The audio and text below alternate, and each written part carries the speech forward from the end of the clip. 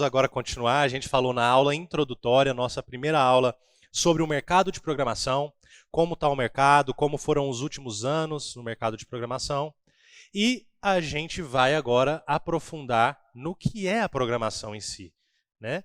Então a gente começou, já demos o primeiro passo, já vimos um pouquinho do mercado, a gente ainda vai ver muito mais, falamos um pouquinho sobre inteligência artificial, porém agora precisamos entender o que é a programação. O que faz, de fato, um programador?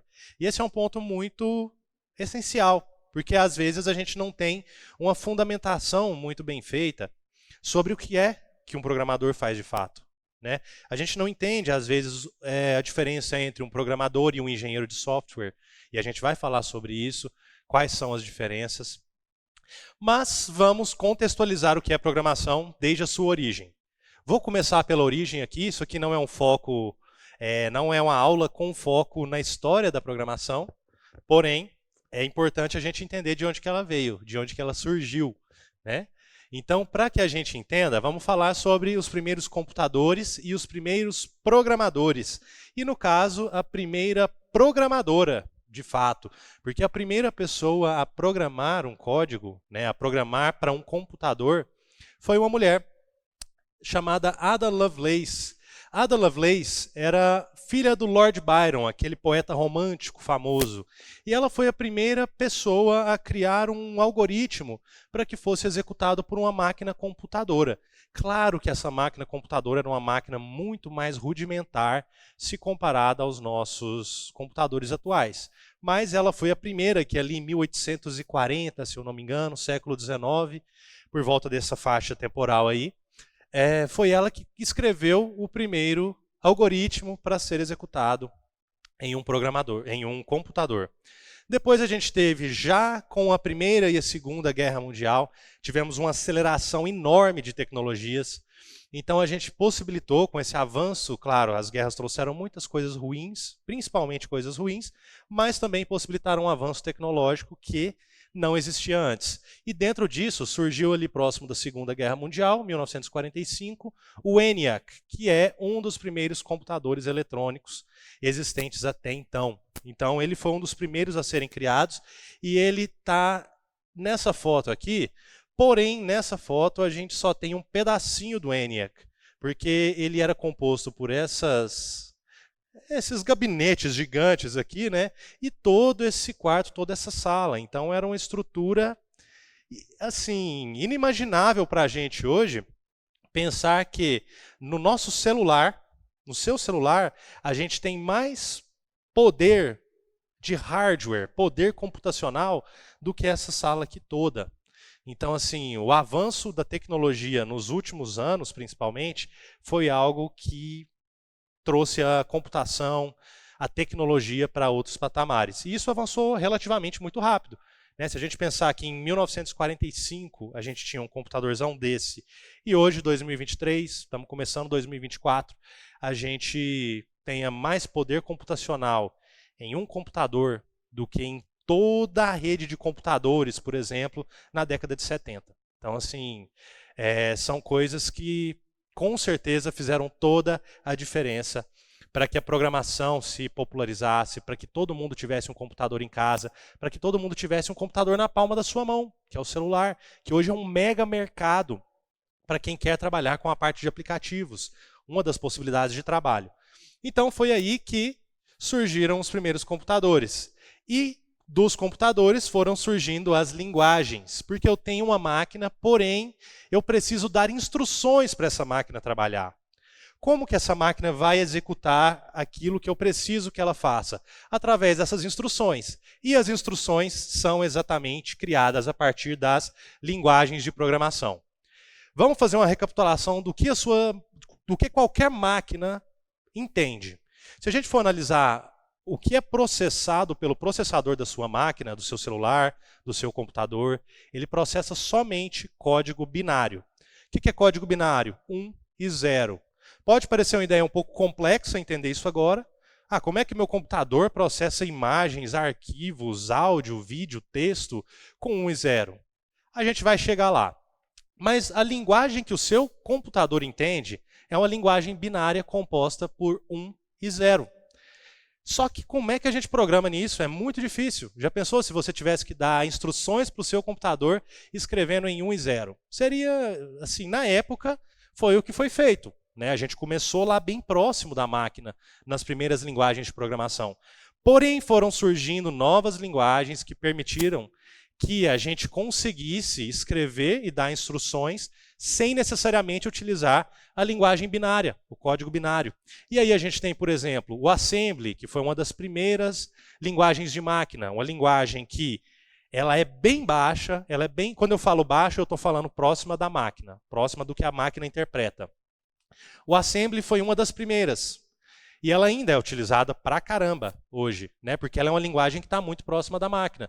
Mas ela não é código binário, então ela já é mais simples de escrever. Por mais que ela seja ruim para leitura humana, ela ainda assim ela é bem mais simples de escrever do que um binário. Ela gera o binário, né, a partir da sua execução. E aí, a partir disso, nós fomos criando linguagens de programação que vieram do nível mais baixo, mais próximo da máquina, e que foram cada vez se tornando camadas, abstrações, que nos permitissem escrever de uma forma mais humana os códigos que a gente precisa. E as linguagens de programação que a gente tem hoje, linguagens de programação de alto nível, elas são linguagens que nos permitem escrever sem que eu tenha que preocupar muito com os detalhes da máquina, do processamento, da memória. Então, tudo isso permitiu que a programação fosse disseminada.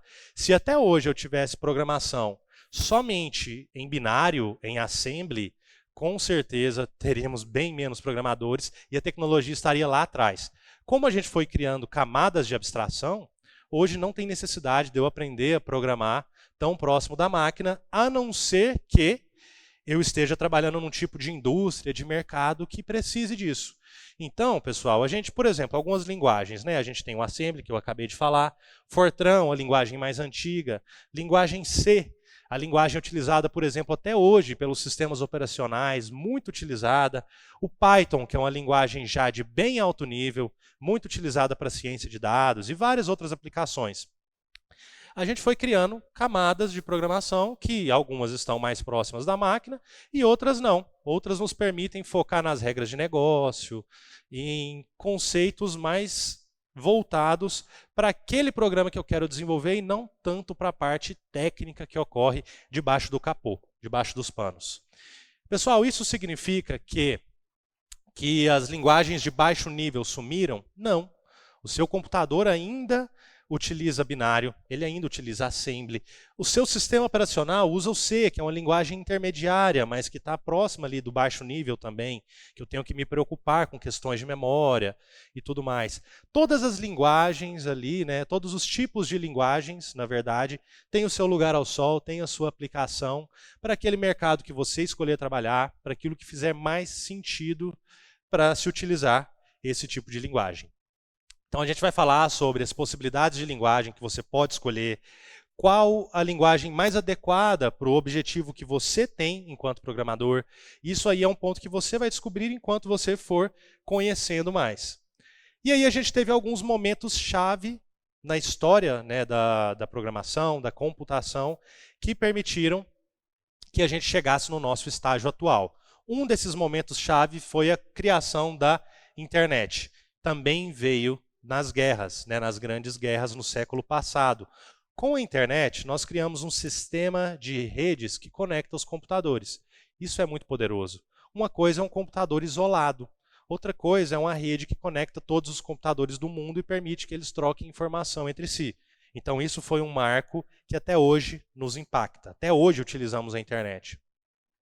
Desenvolvimento de sistemas, então, com a popularização do software, com a criação das linguagens de alto nível, médio e alto nível, a gente possibilitou que sistemas fossem desenvolvidos de forma mais simples. E nisso surgiram sistemas operacionais. São sistemas operacionais, o seu Windows, o seu Mac, né, o iOS, o Android, né, os sistemas operacionais que você usa na sua máquina são abstrações que simplificam a vida do usuário.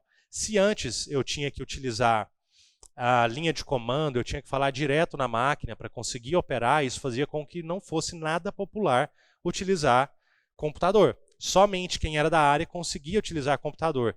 E principalmente com Steve Jobs, com Bill Gates, né, Microsoft, Apple criaram ali os primeiros sistemas operacionais.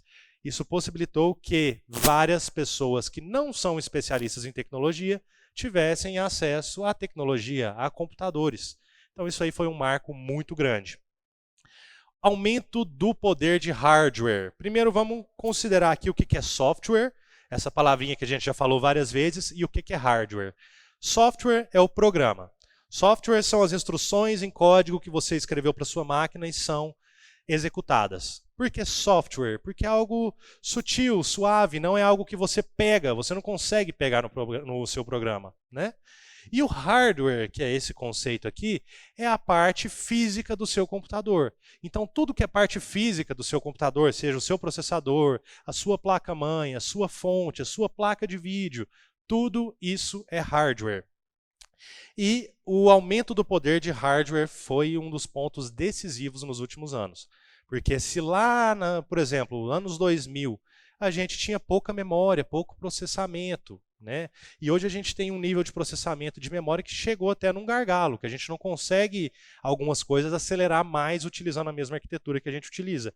Mas foi esse aumento do poder de hardware que possibilitou que a gente chegasse no cenário atual e que possibilitou também o surgimento da inteligência artificial.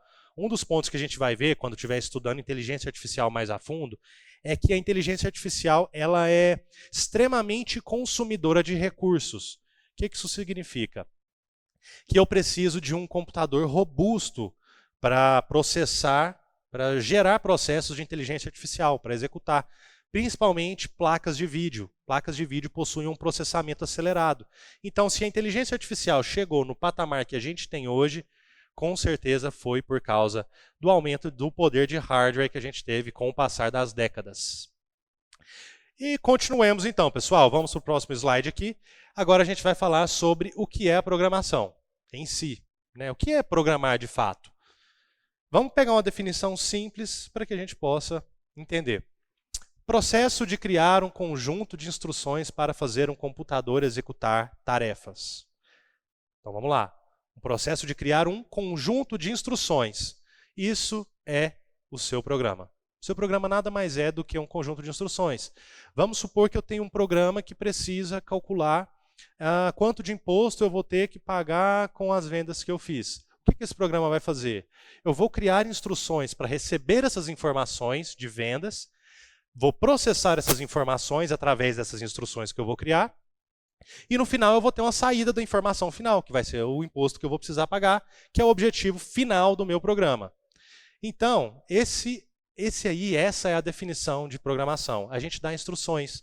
Da mesma forma que eu dou instruções para, por exemplo, quando eu vou solicitar algo de alguém, eu vou pedir algo para alguém, eu posso falar de uma forma extremamente clara e objetiva o que eu preciso, ou eu posso falar de uma forma ambígua, de uma forma não muito clara, que eu não vou dar instruções muito claras do que eu preciso. No mundo da programação, quando eu dou essas instruções não muito claras, eu gero erros, eu gero bugs, eu gero comportamentos inesperados e eu não consigo atingir o objetivo do meu software. Com a comunicação interpessoal, eu acabo não transmitindo aquilo que eu quero para a pessoa. Mas são basicamente a mesma ideia. Quanto mais clara for a minha linguagem, quanto mais precisa, quanto mais sem ambiguidades, quanto mais objetiva, porque não adianta nada também eu falar de forma redundante, repetir demais o que eu estou falando, o que eu preciso, repetir instruções, não vai me trazer benefícios. E sobre tudo isso a gente vai falar, sobre boas práticas de programação. Calma que a gente chega lá. Para agora, o que eu preciso é que vocês gravem o que é. Gravem não. Gravar não. Que vocês internalizem, que vocês coloquem dentro de si o que é a programação. Instruções. Meramente instruções. Só que, claro, não é tão meramente assim, né? Como a gente chega nessas instruções, como que a gente avalia a qualidade delas, tudo isso é fundamental para se conseguir criar software de qualidade. Algumas linguagens de programação que a gente pode utilizar como exemplo. A gente tem linguagens de 100 anos atrás, né? Só que 100 anos eu estou exagerando um pouquinho, né? As mais modernas, mas assim, 70 anos atrás a gente já tem linguagem de programação. Então a gente pega aqui, por exemplo, as mais recentes. A gente tem Go, que é uma linguagem que a gente vai utilizar bastante, uma linguagem voltada para desenvolvimento web, que tem diversas aplicações. Temos C++, uma linguagem muito utilizada para a indústria, uma linguagem mais complexa, que eu preciso ter mais precisão no que eu vou fazer, eu preciso desenvolver mais livre de erros, muito voltado para, por exemplo, pesquisa espacial, indústria, carros, aviação, tudo isso utiliza muito C++. Python. Python já é uma linguagem que eu mencionei, uma linguagem mais alto nível, uma linguagem onde eu não tenho que preocupar com o que está acontecendo por baixo dos panos no meu programa. Se no C++ eu tenho que, por exemplo, gerenciar a memória, eu tenho que cuidar da memória da aplicação para que ela não estoure durante a execução, no Python eu não tenho que preocupar com nada disso. Eu consigo simplesmente focar naqueles dados que eu quero tratar. E por isso Python é tão utilizado para, por exemplo, data science, ciência de dados. O cientista de dados ele não está preocupado com a memória do computador que ele está usando. Ele quer extrair informações dos dados que ele tem. Então, por isso que cada linguagem, como eu já mencionei, tem o seu lugar ao sol. E a programação, isso aqui é o que mais me encanta, pessoal. Isso aqui é a parte que me faz apaixonar por programação, que me faz me motivar a trabalhar com isso, mesmo que eu não precisasse mais trabalhar. Mesmo que falasse, agora não precisa mais trabalhar, está tudo ok, João, você já está milionário, bilionário, não precisa mais trabalhar. Eu ainda quero, porque isso aqui é o que me motiva, isso aqui é o que me emociona. É transformação de ideias em realidade. Quando a gente fala programar, eu falei que é dar instruções, certo? Só que o código que você escreve, ele é uma validação se a sua ideia funciona ou não, se a sua ideia é aplicável na realidade ou não. Então, você utiliza a programação para transformar ideias em realidade. Você constrói programas que milhares de pessoas vão utilizar, que centenas de vidas, de famílias, de empresas, pessoas, vidas vão ser transformadas pelo que você constrói. Pelas ferramentas que você constrói, o quanto a programação já não ajudou a nossa vida. O quanto a nossa vida não é melhor, mais simples, mais prática hoje por causa da tecnologia.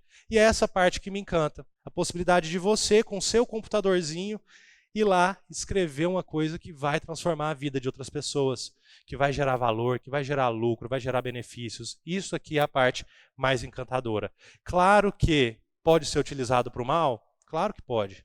E é por isso que a gente tem área de segurança dentro da tecnologia. Tem pessoas voltadas para a segurança. Porque muitas pessoas pegam todo esse poder e acabam convertendo em potencial de destruição, de dar golpes, né? Mas tem também as pessoas que se preocupam em criar soluções, que são a maioria, é claro, né? Em trazer benefícios para a vida das pessoas que consomem aquela tecnologia. E eu espero, de verdade, que vocês se apaixonem por isso aqui, porque isso aqui vai ser um fator preponderante, indispensável para diferenciar um profissional de qualidade de um profissional medíocre e para dar aquela resiliência diante do erro, aquela paciência, aquela temperança para lidar com bugs, lidar com desafios que a gente precisa para tornar um programador de qualidade. Então vamos lá. Vamos continuar o nosso conteúdo aqui, seguir com o nosso workshop Como se tornar programador. Nós já falamos aqui sobre engenheiro de software e já falamos sobre programador. E o que eu estou prestes a falar aqui para vocês, pessoal, eu não estou querendo desmerecer o que é o programador. Até porque a gente vai ver que todo engenheiro de software é um programador. Eu só estou querendo dar uma realidade de mercado. Só isso. Qual é o papel do programador? O programador, na essência do termo, ele é aquele que escreve, testa e mantém códigos. Então ele é o cara que recebe uma especificação técnica, ele escreve o código, ele testa e ele mantém. Mas muitas vezes não foi ele que foi lá, analisou o problema, que desenhou a arquitetura do problema, que validou a arquitetura, validou diversas soluções, para depois ir lá e escrever o código. Geralmente não é o programador. Esse cara que tem o maior enfoque em design de sistema e arquitetura de software é o engenheiro de software. ele, diferentemente do programador, que vai lá e já escreve o código diretamente, ele tem uma orientação à resolução de problemas, à lógica, a uma aprendizagem contínua, porque eu preciso o tempo inteiro me modernizar nas tecnologias atuais, nos tipos de arquitetura que surgem das novas tecnologias, para que eu possa aí sim propor uma solução. Então essa é a diferença preponderante entre o engenheiro de software e o programador. Todo engenheiro de software é também um programador, mas nem todo programador é um engenheiro de software. Por isso que eu digo, tem problema eu querer ser aquele cara que só escreve código, que não fala com o cliente, que não analisa um problema, eu só saio escrevendo código? Tem, mas geralmente esse aí é o programador medíocre. Esse é aquele programador que não tem interesse em ir lá e entender o problema a fundo. Ele quer só escrever código, entregar e pular para o próximo. O que traz valor para o profissional é a capacidade de resolução de problemas. Então, bota isso na cabeça, pessoal. O seu cliente não te contrata para que você escreva um código bacana para ele ver as letrinhas igual do Matrix subindo, não. Ele te contrata porque ele tem um problema muito claro a ser resolvido e ele precisa de alguém para analisar, propor soluções e, por fim, resolver esse problema. Então, esse é um viés que nessa formação a gente sempre vai ter. Viés voltado para resolução de problemas, análise de sistemas, análise de arquitetura. E quando a gente fala em arquitetura, eu estou falando do desenho da solução do problema antes de eu implementá-la. Então, esse vai ser o nosso enfoque para formar vocês profissionais mais completos, engenheiros de software. Então, o nome da formação é Como se tornar programador, o nome desse workshop. Porém, daqui para frente eu prefiro que a gente se fale como se tornar um engenheiro de software. Porque agora vocês conseguem diferenciar uma coisa da outra. Talvez se lá no início eu falasse como se tornar engenheiro de software, a maioria das pessoas ia falar, quê? Que é isso? Né? Então, nada mais é, o engenheiro de software nada mais é do que um programador estágio 2, né? Estágio 2, 3, um programador que evoluiu para alguém que busca mais soluções, mais resolução de problema, ao invés de focar somente na parte operacional de escrever o código. Vamos lá, pessoal, sigamos aqui. Certo, então hoje falamos sobre o cenário atual. Para finalizar essa aula aqui, essa aula 2, a gente vai só fazer uma recontextualização do que é a tecnologia hoje para diversos setores. Hoje a gente tem setores de saúde, finanças, entretenimento, são alguns poucos que eu coloquei aqui, que dependem de tecnologia. E aí eu acho que se a gente fosse fazer essa lista completa, a gente não acabaria hoje. Se a gente fosse falar de todos os setores que demandam programação, tecnologia, vamos pôr, igual eu falei agora no começo da primeira aula, praticamente todos. Né? Praticamente todos dependem. Toda hora eu clico aqui, pessoal, vai desculpando. Espera aí, voltamos. Bora lá. Então, praticamente todos os setores dependem de tecnologia. Esse é um fato. Já constatamos isso até agora. E quem não acredita pode pesquisar e constatar por si só. Ou pode só abrir o seu celular e ver que você depende dele para quase tudo que faz hoje também, né? Outro ponto que a gente verificou é a inovação impulsionada pela programação. Por exemplo, a inteligência artificial, aplicativos móveis, websites, sistemas, e-commerce. E-commerce é um mega mercado hoje. Então, tudo isso são fatores que contribuem, né, para que o mercado de programação, de tecnologia seja tão demandado. E aqui eu coloquei um slide, mas que eu acho que faz mais sentido fazer uma leve correção nele. Habilidade fundamental, a programação como habilidade do futuro. Certo, ela é do futuro porque ela vai perdurar. Mas ela também é do presente, porque ela já é agora. Não é uma habilidade que daqui 10 anos vai ser valorizada. É uma habilidade que hoje, se você começar a programar, a começar a criar resoluções eficientes em programa, você já está contratado, cara. Não falta opções de trabalho, desde que você seja um bom programador. Eu tenho, por exemplo, na equipe, temos pessoas, programadores de 18 anos aqui, na equipe que a gente lidera, e um outro de 23 anos, que são profissionais ali plenos para sênior, praticamente. Nem chegaram aos 25. Um deles nem chegou aos 20. Então, assim, é uma habilidade que você, desde que você consiga executá-la, É isso que importa. Quando a gente vai ver contratações, como funcionam as entrevistas para cargos de programador, um ponto principal, um conceito que a gente sempre utiliza é o show me the code. Mostre-me o código. O seu entrevistador, muitas vezes, ele não vai te perguntar inicialmente se você formou na área, qual é o seu background, nada disso. Ele vai querer ver o que você sabe fazer. Ele vai querer saber o que na prática você é capaz de resolver. E é isso que eu vou formar vocês aqui, é para isso que a gente está fazendo toda essa formação, para que vocês sejam, como é que se diz? Resolvedores de problemas. Vocês vão ser resolvedores de problemas de qualidade e vão ser muito bem valorizados por isso. Então, pessoal, a gente conclui aqui a nossa segunda aula e a gente já continua na nossa aula 3, falando agora sobre lógica de programação, aquelas bases que a gente falou lá no início, e algoritmos. O que é essa palavrinha aí que parece uma coisa matemática, mas que eu vou tirar o medo de vocês disso aqui e ver que isso aqui já é algo que vocês dominam e vão dominar muito mais para criar soluções de tecnologia. Bora para a próxima aula.